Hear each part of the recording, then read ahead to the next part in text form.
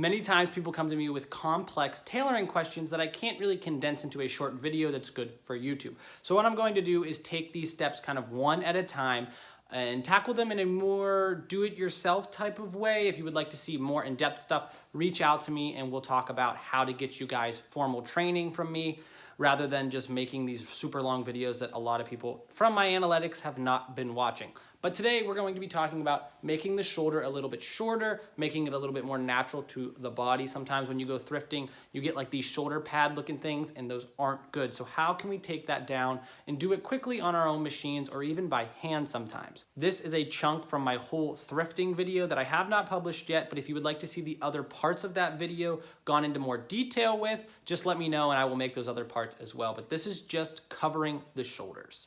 So let's take a look at this thrifted jacket. As you can see, there's a lot of room in the side, the arms, the back vent needs to be taken care of. But what we're looking at mostly now is the shoulder. As you saw, it kind of sloped weird. It kind of looked like shoulder pads. So we want to make that look a little bit less constructed and more draping on my shoulder. So first step is opening the lining. This is just around the sleeve opening. You're just going to take up the upper half. You don't really have to mess with the bottom too much, and it'll actually help you putting it back together if you leave that alone. Once you finally have access to that shoulder pad, you're just going to remove it. Sometimes there's a lot, sometimes there's a little, but it is best if you want an unconstructed look just to remove the entire shoulder pad. And normally it's just attached to that seam. It won't open up the sleeve at all. At least it shouldn't. So just feel free ripping that out and all those threads and everything should be ready to go.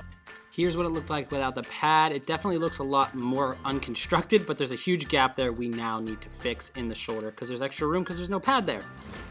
So what we're going to do is taking it to our machine and we're going to start on the lower part, halfway up the armhole, and we're just going to take it in from nothing to our amount, which I think was about a ½ inch for me, and then taking it back down to nothing to just kind of take in that shoulder. You can do this by removing the arm and just reattaching it to the shoulder because this way will shorten the sleeves a little bit, but it is much quicker this way if you're in a pinch. And like me, this jacket was thrifted, so I'm not really interested in spending way too much time to get it to look the way I want it to.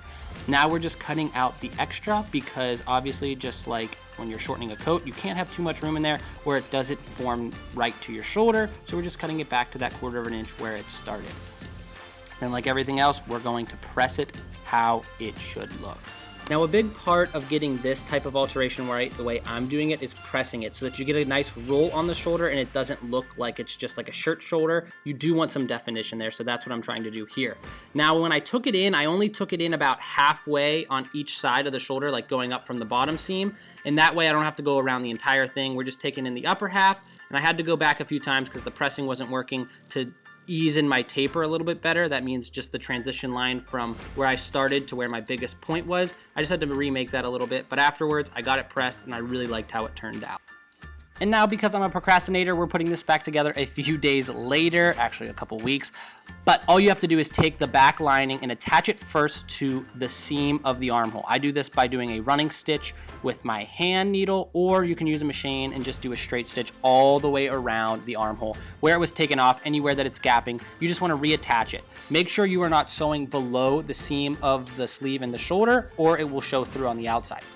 Now for the hand stitching part, this will need to be hand stitched. Putting back together the sleeve lining, all you're going to do is grab a little bit of the sleeve lining and then connect it to the back lining and just do like this ladder stitch back and forth. As you can see here, grab a little bit of the top, grab a little of the bottom, and then when you pull it tight, it will make it invisible to the human eye, as well as keeping you from snagging it and ripping open that lining later on while you're taking on and off your jacket. This part can be a little bit tricky, so I'm just going to let it run so that you can see the technique that I'm using here.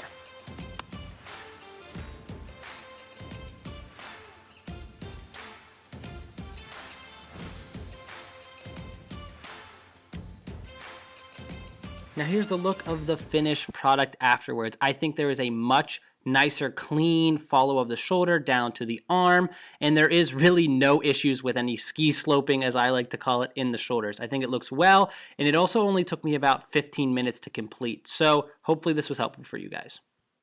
Now, if you want to see a more traditional way of shortening it while taking off the whole sleeve and all that, just let me know in my text messages so that I can show you guys either a personal tutorial or I can start to put together on maybe even a different platform form like a website, more full tailoring tutorials. But this was just a quick DIY for you guys out there thrifting or just doing stuff for yourself or friends.